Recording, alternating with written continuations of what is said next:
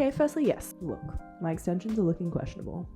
But if, like my deep-seated daddy issues, we could just choose to ignore them while they wreak havoc in the background, that'd be great. Cool. Okay, so I've moved house and I have a brand new bedroom to make into an art studio.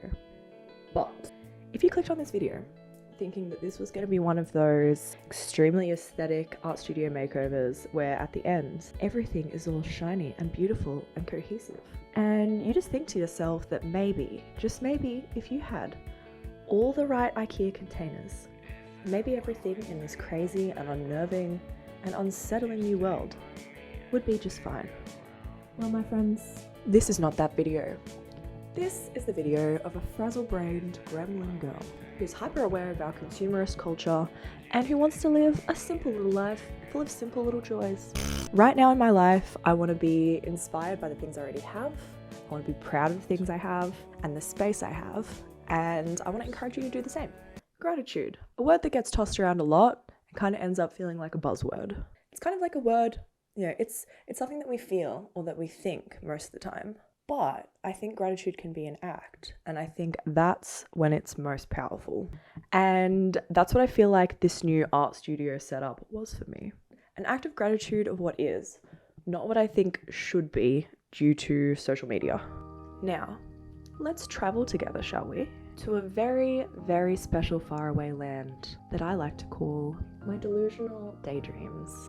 In this promised land, I have an art studio, nay, a house that makes my Pinterest cry, scream, vomit, cry again, cry in her own vomit, and quake in her little whimsigoth boots. From the decor, to the furniture, to the flooring, to the lighting, the architectural style of the room, even the art supplies themselves looking as if they've been scooped up off the floor of an 18th century atelier and transported through time itself to be strewn about my studio in a way that is both casual and yet somehow full of meaning.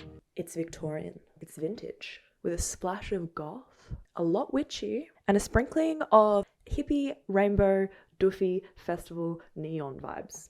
And let me tell you, it is glorious. Now, jump scare back to reality, where my savings account is more of a holding place for digital dust and Apple service fees than a blossoming savings portfolio. And this perfect studio and house is just a dream within a dream, wrapped up in more dream. In the real world, the furniture I own for my studio is mainly IKEA. The storage boxes and baskets I use are all old, they don't match. I store my paint in cardboard boxes that my apples come in. I have trinkets and little odd things on display, things I've collected over the years that are really sentimental to me and that I love, but they don't really fit all into one aesthetic. It's kind of just a jumble of stuff. So what I'm trying to say is, do we really need Pinterest and Instagram worthy spaces? Of course, we all have our dream studios, dream houses, and it's a really good goal to have for the future, for one day. I want to have it one day, I want you to have it one day, but also I think there's so much beauty in appreciating what we already have and where we are now. Sure, we could go out and we could just buy all this new stuff, things that are prettier, and make our space an aesthetic or a theme, like a dark academia or cottagecore or whatever else, is kind of trendy. And I love that. I love it. It's cute as... But to me, if I was going to completely make over a room like that, I would feel a bit like I'm rushing the process. And there'd be certain things that I own that I love that I feel like I would have to edit out because they don't fit that aesthetic. And I'm very sentimental. I love little trinkets and things and knickknacks and doodads. And I don't want to get rid of any because they don't fit a look. So for me, when I really think about it, creating a space like that is, something that's going to really appeal to people on Instagram is maybe not something I'm doing for me. It's kind of something I'm doing for the internet. And at the end of the day, will this beautiful furniture and decor and having this aesthetic make me a better artist? I mean, I hope, I wish, but I doubt it. But what definitely will make me a better artist is having like a functional space that enables me to make art easily. I can just sit down and create whenever I want. And the art that I make is the thing that brings the aesthetic and the magic to the space. Because honestly, those of us who do have a dedicated room or space to make art, we're already so lucky. And as artists, we're the people in society who have an eye for the beauty in the mundane or the overlooked. We have a really strong craving for beauty, but we're more inclined to see it in unexpected places. We're very sentimental people. We collect broken things, discarded things, unwanted things, and we see the potential to repurpose these things into something useful and loved. And to me, that's one of the superpowers of being an artist. So even if you're like me and your aesthetic lies more in the realms of like thrifted, vintagey, whatever aesthetic is the bottom of an old lady's handbag, and you prefer that over, anything new or sleek or shiny. I know that I feel a little bit better about myself when I purchase things because usually I'm buying something that's used, as opposed to buying something that's new. I feel a bit more like I'm making a conscious choice as a consumer. But I still think there's an important mindset thing here. When you're happy with what you've got, there's less craving for more, always needing more, the next thing. Less feeling like you're missing something or like you need something. You can collect the weird and wonderful things that you love and that you're drawn to over time. It's a more organic process.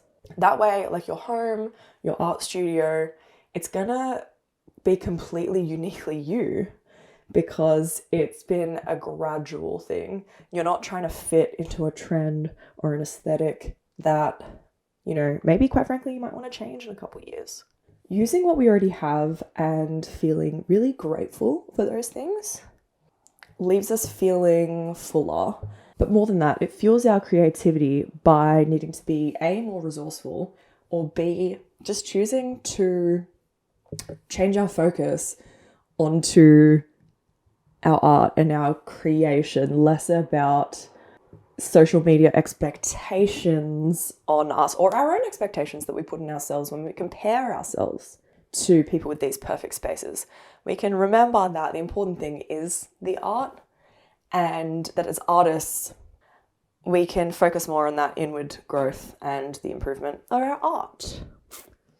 Also, I think, and I know I'm definitely prone to this, I look at social media as something that's outside of me or outside of us.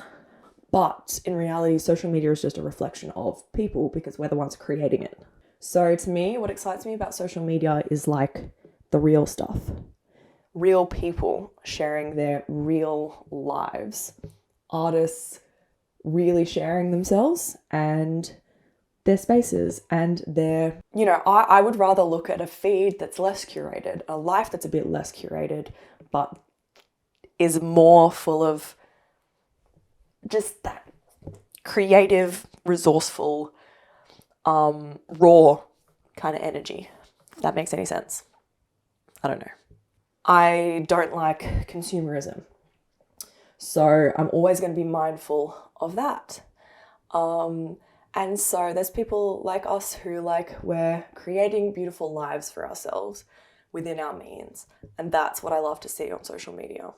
And, if we're all too busy feeling bad about ourselves and inadequate and then not posting our spaces or not posting certain things about our lives or ourselves, we're never going to see that on social media. And that's never going to inspire someone else to do the same. So we just got to do it, So as artists, throughout time, we've always been the tastemakers, and we've always been the people holding up a mirror to society, and we've always been at the forefront of social change. If you give us less, we will show you how you can make that into more.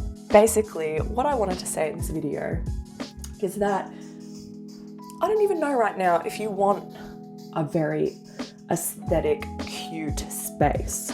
I think you want, and I want, an authentic space. Thank you so much for watching. Come back for the next video. When the next video is up, I am going to be posting more. I've got a microphone now, so obviously the things I say are important and everyone needs to hear them. Okay, bye. Love you.